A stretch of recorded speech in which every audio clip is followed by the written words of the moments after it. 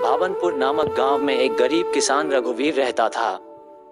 उसके परिवार में उसकी पत्नी सीता, 2 बच्चे गौरी और अमर थे। रघुवीर के पास जमीन तो थी, लेकिन साधन ना के बराबर थे। कुछ समय पहले उसके पास एक बैल था जो अपनी गरीबी के कारण बेच दिया। परिवार की हालत बहुत ही दयनीय स्थिति में थी। मेरी बात मानते क्यों नहीं हो? जमींदार के यहाँ से कितनी बार बुलावा आ चुका है, क्या फर्क पड़ जाएगा? अगर मैं बाहर जाकर झाड़ू पोछा बर्तन मांज तो कम से कम महीने का राशन पानी का तो जुगाड़ हो ही जाएगा। ना ऐसी बातें मत किया कर, गोरी की माँ मेरे लिए मर मिटने जैसा हो जाता है। मेरी जोरू किसी और के घर जाकर काम करे ना मेरे से ना देखना चाहेगा। मैं तो गांव में अपना मुंह भी नहीं दिखा पाऊंगा। इतना क्यों सोच रहे हो? मैं क्या अपने लिए सब सोच रही हूँ, मैं भी तो परिवार के लिए की सोच रही हूँ। मैं जानता हूँ सीता, लेकिन फिर भी तू तो नहीं जाएगी। रघुवीर दिन रात चिंता में खुलता चाह रहा था कि वह बच्चों को ढंग का खाना तक नहीं दे पा रहा था। बच्चों के कपड़े थे, उनमें भी पता नहीं कितने टुकड़े और कपड़ों को जोड़कर काम चल रहा था। वह जब भी किसी से मदद मांगने जाता कि हल दे दो या उसके खेतों में ट्रैक्टर चला दो, तो लोग उसे इस काम के लिए पैसे मांगते जो कि उसके पास बिल्कुल भी नहीं थे। बोलकर दिलासा देता कि फसल अच्छी हो जाएगी तो पैसे दे दूंगा, लेकिन कोई भी उसकी मदद के लिए आगे नहीं आता। एक दिन अपने खेतों में फावड़े से जमीन को खोजते खोजते वो अधमरा सा हो गया। सूखी जमीन पर फावड़ा भी नहीं चल रहा था। उसकी आंखों से पानी निकल कर जमीन गीला कर रहे थे। उसकी आंखों के आगे बार बार अपने परिवार का चेहरा आ रहा था। इस समय वह अपने आप को इतना लाचार महसूस कर रहा था और गांव का जमींदार उसकी जमीन पर आंखें गड़ाए बैठा था कि कब वह से मदद मांगने आए और वह उसकी जमीन ले ले। और यह बात रघुवीर अच्छी तरह जानता था। जमींदार जब भी कभी रघुवीर से मिलता तो हमेशा एक ही बात बोलता, क्यों रघुवीर इधर उधर क्यों घूमता है? मुझे जमीन दे दे, अच्छे दाम दूंगा। आप बड़े लोग हो, जानता हूँ सब, अच्छे दाम दे दोगे, लेकिन फिर उसके बाद मैं क्या करूँगा? पैसा तो एक ना एक समय खत्म हो ही जाएगा। अगर मेरी मदद करनी है तो आप अपनी ट्यूबवेल का पानी क्यों नहीं दे देते? फोकट में पानी नहीं मिलता और 1000 रुपए देते, मैं 2 दिन पानी चलवा दूंगा। जाओ जमींदार साहब जाओ, 1000 रुपए में 2 ही दिन पानी चलेगा। यानी कि जब भी मैं पानी अपने खेतों में चलाऊंगा तो मुझे 1000 रुपए देने पड़ेंगे। अगर इतना ही अमीर होता तो अपनी ट्यूबवेल ना लगवा लेता।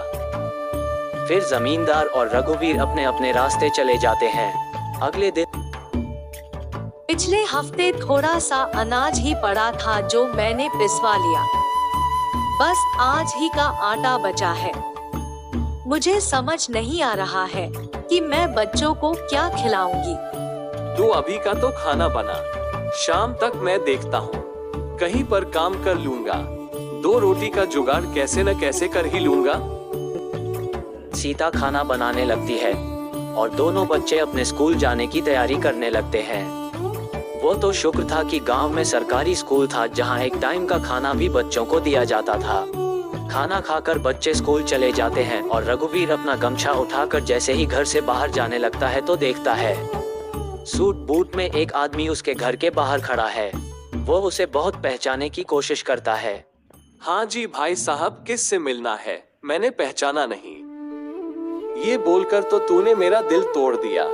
रघुवीर, मुझे लगा था कि दुनिया में कोई मुझे पहचाने या नहीं पहचाने, पर तू मुझे एक नजर में पहचान जाएगा।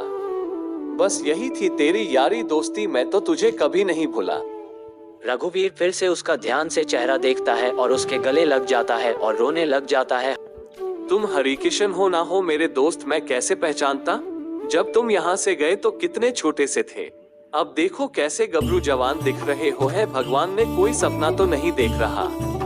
अरे गोरी की माँ, देख तो जरा कौन आया है। मैंने कभी नहीं देखा, कौन है यह? भाभी जी नमस्ते, मैं बता देता हूँ, मेरा नाम हरिकिशन है और बचपन के दोस्त है।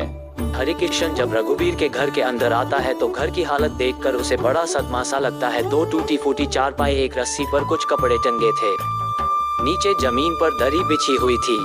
ये सब क्या है रघुवीर, तुमने अपनी और घर की क्या हालत बना रखी है। कुछ मत पूछ दोस्त, पता ही नहीं चला। धीरे धीरे सब कुछ खत्म होता चला गया। खेत में पैदावार नहीं होती, मेरे पास तो ट्यूबवेल भी नहीं है। लोगों से पानी मांगता हूँ तो वह पैसे मांगते हैं और मेरे पास पैसे भी नहीं है। जैसे तैसे जिंदगी की गाड़ी बस चल रही है। ये बात बताई क्यों नहीं?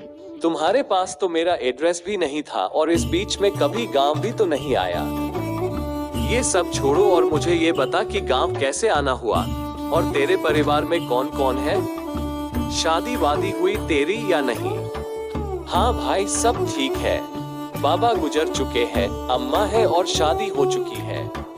मेरी बीवी और 2 बच्चे हैं। तब तक सीता घर में जो भी रूखा सूखा था वह हरिकिशन के सामने रख देती है, जिसे हरिकिशन बड़े मजे से खाता है। हरिकिशन रघुवीर को बताता है कि वह और उसकी पत्नी एग्रीकल्चर में प्रोफेसर हैं और उन्होंने नए नए तरीकों की खेती करना सीखा है। अपनी जमीनों पर अब खेती करेंगे और गांव के लोगों को भी खेती करना सिखाएंगे। तो एक बार मेरे बारे में भी सोच, मुझे भी कुछ बता, खेत ऐसे ही पड़े हुए हैं। अगले दिन हरिकिशन रघुवीर के साथ अपने खेतों में जाता है, जमीन का मुआयना करता है और कुछ मजदूरों को बुलाकर ट्यूबवेल लगवाता है। रघुवीर के साथ जाकर बढ़िया किस्म के अलग अलग तरह के बीज लेकर आता है। फिर उसे बताता है कि एक ही खेती के भरोसे नहीं रहना है, अब हर मौसम के हिसाब से खेती की जा सकती है। एक ही खेत में अलग अलग तरह की खेती करो।